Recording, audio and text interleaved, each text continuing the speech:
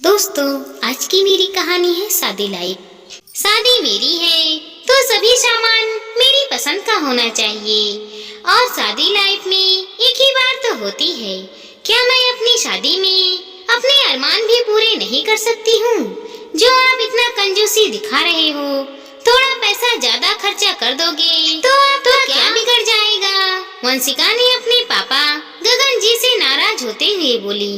लेकिन इससे पहले उसके पापा कुछ कहते, उसकी मम्मी मानसी उसे डांटते हुए बोली, अपने पापा से कैसी बात कर रही हो तुम? सारी तमीज बेच खाई क्या तुमने? यह दिमाग सातवें आसमान पर हो गया है। मानसी कुछ आगे बोलने को हुई तो गगन जी ने उसे चुप रहने का इशारा किया। इससे पहले गगन जी वंशिका से कुछ कहते या उसे समझाने की कोशिश करते, वंशिका ने कहा, हाँ, सारी कमी मेरे लिए ही है। अपने दोनों बेटे पर खर्चा करते हुए आप लोग जरा भी नहीं सोचते, पर मेरे लिए पता नहीं हमेशा आपके पास कम ही पड़ जाता है। कहते हुए वंशिका पैर पटकती हुई कमरे में चली गई। क्यों नाराज करती हो तुम उसे? अब कुछ ही दिन तो है, फिर तो शादी करके ससुराल चली जाएगी। गगन जी ने मानसी से कहा। माना कि जल्द ही शादी करके वो ससुराल चली जाएगी, लेकिन कम से कम इसे अपने पापा की हैसियत और मजबूरी को भी तो समझना चाहिए ना। और ऐसा कौन सा अनोखा खर्चा कर दिया हमने हमारे दोनों बेटे पर, जो उसे ऐसा लगता है कि वो हमेशा कमियों में ही रही है, जबकि सबसे ज्यादा खर्चा वही करवाती है। अच्छा बाबा, अच्छा, अब तुम मत शुरू हो जाओ, शांति रखो, देखता हूँ मैं क्या कर सकता हूँ। कहकर गगन जी बिल्कुल चुप हो गए। यह देखकर मानसी जी को बड़ा दुख हुआ। आखिर कैसी बेटी है उनकी, जिसे अपने ही माता पिता की परेशानियाँ नहीं दिख रही। शादी क्या पक्की हुई है, अपने आप को पता नहीं क्या समझने लगी है। अभी थोड़ी देर पहले तक तो घर का माहौल बिल्कुल सही था। गगन जी, मानसी जी, उनके दोनों जुड़वा बेटे अजय और विजय कमरे में बैठकर शादी के लेन देन पर डिस्कस कर रहे थे। तभी वंशिका अंदर कमरे में आई और आते ही बोली, अरे, मेरे बगैर कैसे डिस्कशन हो रहा है? मेरी शादी का जो भी सामान आएगा वो मैं खुद जाकर सिलेक्ट करूंगी। आप लोग अपनी मर्जी से उठाकर कोई भी सामान मत दे देना। हाँ हाँ, ठीक है बाबा, तुम्हारा सामान तुम खुद ही सिलेक्ट करके लेना, अजय और विजय ने हंसते हुए कहा। तभी वंशिका गगन जी से बोली, पापा, मुझे कार कौन सी दे रहे हो? मैं कार भी अपनी मर्जी से ही लूंगी। उसकी बात सुनकर सब लोग हंसते। कौन सी कार भाई? कार वार हम तो नहीं दे रहे हैं, विजय ने कहा। तो वंशिका बोली, मैं तुझसे बात नहीं कर रही हूँ, पापा से बात कर रही हूँ। और कार क्यों नहीं दे रहे हो? मैं इस घर की इकलौती बेटी हूँ, मेरे बाद फिर किसे दहेज देना है तुम्हें? मुझे तो शादी में कार ही चाहिए। सब लोग फिर से हंसने लगे। तो वंशिका तुनकते हुए बोली, मैं मजाक नहीं कर रही हूँ, मुझे सचमुच कार चाहिए। मेरे ससुराल वाले भी तो देखें कि मेरे मायके में कितना दम है। और वैसे भी दहेज लेकर जाऊंगी तो ही तो इज्जत होगी। नहीं, वो लोग तो कुछ भी नहीं मांग रहे, पर मुझे तो कार चाहिए। मेरा दहेज शानदार होना चाहिए, वंशिका ने कहा। तो मानसी जी ने कहा, देख, कोई कार वार नहीं मिलेगा तुझे। बेवजह का नया सयाप मत पाल। कार कोई 10-15 हजार रुपए की नहीं आती कि खरीद कर ले आए। मानसी जी ने समझाया तो वंशिका बिगड़ते हुए बोली, अच्छा, बेटी की शादी में तो खूब दहेज इकट्ठा करोगी, तभी तो इतना पैसा खर्चा करके उनको इंजीनियर बनाया है। मैं तो दूसरे घर चली जाऊंगी, इसीलिए मेरे पर कौन सा खर्चा किया है? अपनी जबान को लगाम दे, बहुत ज्यादा बोल रही है।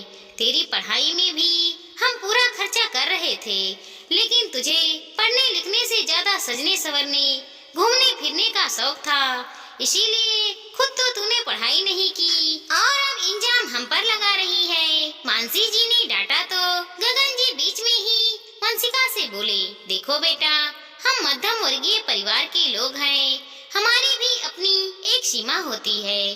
भला शादी में कार देने की हमारी तो हैसियत नहीं है, गगन जी ने कहा। तब वंशिका नाराज हो गई और इतना कुछ सुनाकर चली गई। आखिर घर का माहौल तो बिगड़ ही गया था।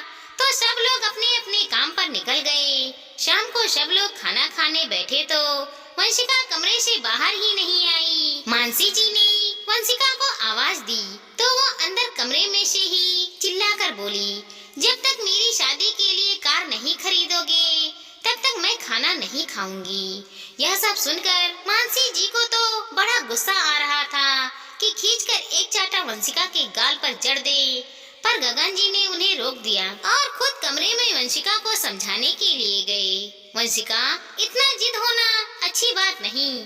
कार कोई सस्ती थोड़ी ना आती है जो तुम्हारी जिद पूरा कर दे। क्यों पापा, भाइयों को पढ़ाने के लिए भी तो इतना खर्चा किया था आपने। मैंने तो फिर भी इतनी पढ़ाई नहीं की, तो आपका वो खर्चा तो बचा ही है ना। अब आप ये सोच लो कि आप मेरी पढ़ाई के खर्चे को मेरी शादी के दहेज में इस्तेमाल कर रहे हो। मैं तो कार लेकर रहूंगी। वंशिका ने बड़ी ही बेशर्मी से कहा, पर बेटा, तू तो मेरी बेटी है, जरा सोच, मैं इतना पैसा कहाँ से लाऊंगा। गगन जी ने अपनी मजबूरी जाहिर करते हुए कहा, पापा, भाइयों को भी तो लोन लेकर पढ़ाया था, मुझे भी लोन लेकर कार दे दो। आखिर बराबरी का जमाना है, तो मुझे भी तो कहीं भाइयों के बराबर रखो। वंशिका हर सवाल का जवाब ऐसे दे रही थी जैसे पहले से ही सब जवाब तैयार करके बैठी हो। गगन जी वंशिका की तरफ हैरानी से देख रहे थे, फिर पता नहीं कुछ सोचकर बोले, ठीक है, मुझे मंजूर है, मैं कल ही लोन के लिए अपील कर देता हूँ। अब तो खाना खा लो। उनकी बात सुनकर वंशिका खुशी हो गई और खुशी खुशी बाहर आकर खाना खाने बैठ गई। उसे वहाँ देखकर मानसी जी ने इशारे से गगन जी से पूछा, पर गगन जी ने उस समय चुप रहने का इशारा किया, पर वहाँ वंशिका और गगन जी ने इस बारे में कोई बात नहीं की। पर वंशिका की खुशी देखकर लग रहा था कि गगन जी इस बात के लिए तैयार हो गए हैं। बस इसीलिए मानसी जी की धड़कनें ऊपर नीचे हो रही थी। खैर वंशिका खाना खाकर अपने कमरे में चली गई। तब मानसी जी ने पूछा, सच सच बताइए, आप तैयार तो नहीं हो गए कार देने के लिए? गगन जी ने मानसी जी की तरफ देखा और कहा, अब एक ही तो बेटी है, दे देते हैं कार। वो भी क्या याद रखेगी कि उसके पिता ने उसकी सारी इच्छाएं पूरी की थी। आप पागल तो नहीं हो गए हो? अपनी बेटी को समझाने की जगह आप उसके उल जुलूल बातों को बढ़ावा दे रहे हो।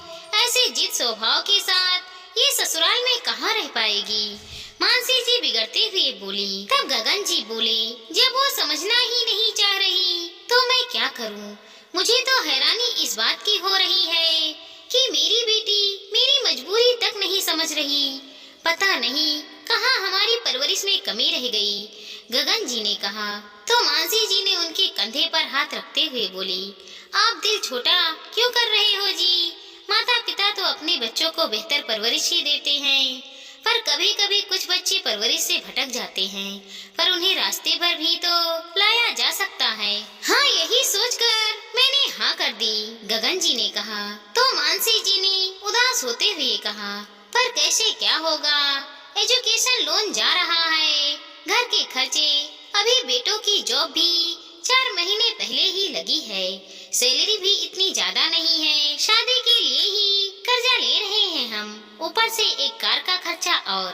अरे तुम क्यों अपना बीपी हाई कर रही हो? मैंने कार लेने के लिए कहा है, दिलाई तो नहीं है, पर तुम लोग मेरा साथ दो तो वो खुद ही आगे होकर कार लेने से मना कर देगी। दूसरे दिन गगन जी सुबह नाश्ता बेगर करके घर से रवाना हो गए। सुबह के गए हुए वो शाम को घर पहुँचे। घर पर आने के बाद चाय नाश्ता करके उन्होंने वंशिका को बुलाया। वंशिका बाहर आई तो गगन जी ने उसे अपने पास बिठाया और कहा, बेटा, मैं लोन लेने के बारे में पूछकर आ रहा हूँ और सारी डिटेल्स भी निकलवा कर आ रहा हूँ। बैंक वाले भी लोन देने को तैयार हो गए हैं। अब तेरी कार आने से कोई नहीं रोक सकता है। वैसे भी कार आजकल फैशन हो जाती है। गगन जी की बात सुनकर जहाँ वंशिका बहुत खुश हो गई, वहीं मानसी जी का चेहरा उतर गया। अजय विजय भी तब तक आ चुके थे। वो लोग भी एक दूसरे की शक्ल देखने लगे। तब वंशिका खुश होते हुए बोली, अरे वाह पापा, ये तो बड़ी खुशी की बात है। अब हम कौन सी कार लेंगे, ये मैं नेट पे सर्च कर लेती हूँ। जो सबसे सुंदर और अच्छा मॉडल होगा हम वही लेंगे। तो फिर पापा कार बुक करने कब चलेंगे? उसकी बात सुनकर गगन जी बोले, अरे बेटा रुको तो सही, कुछ फॉर्मेलिटीज भी तो हैं, तो कुछ पेपर भी चाहिए। अरे हाँ पापा, मैं तो खुशी की मारे यह भूल ही गई। वैसे कब तक हो जाएगा? वंशिका ने गगन जी से सवाल किया तो गगन जी बोले, बेटा जल्दी ही हो जाएगा। बाकी सारे पेपर तो ठीक हैं, पर सैलरी स्टेटमेंट के लिए पहले तुम्हें एक अच्छी सी नौकरी ढूंढनी पड़ेगी। मुझे नौकरी ढूंढनी पड़ेगी? भला क्यों? वंशिका एकदम हैरान होती हुई बोली, अरे वंशिका, कार भी तभी फाइनेंस होगी ना जब तू कुछ पे कर पाएगी। बेरोजगार को कार फाइनेंस नहीं होती है, कुछ तो गारंटी होनी चाहिए ना। गगन जी ने उसे समझाते हुए कहा, पर भला कार मेरे नाम से फाइनेंस क्यों होगी?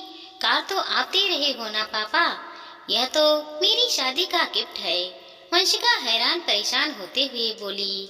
तब गगन जी मुस्कुराकर बोले, बेटा पहली बात तो ये कि गिफ्ट कभी भी जिद करके नहीं ली जाती। हमारी तो यह गिफ्ट देने की हैसियत नहीं है, पर तुम कार जिद करके ले रही हो। और दूसरी और सबसे जरूरी बात, कल तूने ही मुझे एडवाइस दी थी ना कि बेटों की इंजीनियरिंग की पढ़ाई में जितना खर्चा किया था उतना ही खर्चा आप मेरे दहेज में लगाओ। तो बेटा तुझे बता दूं कि इन दोनों की इंजीनियरिंग के लिए जो लोन लिया था उनकी किस्त तुम्हारे भैया अब अपनी सैलरी से चुका रहे हैं। तो उसी तरह तुम्हारे लिए कार के लिए जो लोन लेना पड़ेगा वो तो तुम्हें ही चुकाना पड़ेगा ना। आखिर बराबरी का जमाना है, हम तो बेटे बेटी में फर्क नहीं करते। पर पापा आप ऐसा कैसे कर सकते हो? वंशिका नाराज होते हुए बोली, क्यों नहीं कर सकता बेटा? जब तुम ऐसा कर सकती हो तो हमें भी ऐसा करना ही पड़ेगा। अगर तुम्हारी हैसियत नहीं है लोन चुकाने की तो मैं सुमित जी से बात कर लेता हूँ, वो कार का लोन चुका देंगे। अब की बार गगन जी ने सख्ती से कहा। वंशिका को कुछ समझ ही नहीं आया कि वो कहे तो कहे क्या। घर में कोई एक भी उसकी बात सुनने को तैयार नहीं था। आखिर खूब मुंह फुला लिया, खूब पैर पटक लिए, पर जब देखा कि अब कोई झुकने को तैयार नहीं है तो चुपचाप ही हर बात के लिए राजी हो गई। क्योंकि अब तो पापा भी कह चुके थे कि वो सुमित से इस बारे में बात कर लेंगे। आखिर शुरुआत में ही ससुराल में इंप्रेशन खराब हो गया तो जिंदगी भर के ताने तैयार हो जाएंगे, और यहाँ मायके में तो कोई उसकी सुनने वाला नहीं है। दोस्तों आखिरकार वंशिका ने अपने पापा के सामने हार मान ही ली। जब लोन पापा को चुकाना था तो बड़े हक से मांग रही थी, लेकिन जब खुद चुकाना पड़ा तो पीछे क्यों हट गई? दोस्तों हमारी इस छोटी सी कहानी को लाइक करें, शेयर करें और सब्सक्राइब करें। साथ ही साथ मिलते हैं अगले वीडियो के साथ। तब तक के लिए धन्यवाद दोस्तों।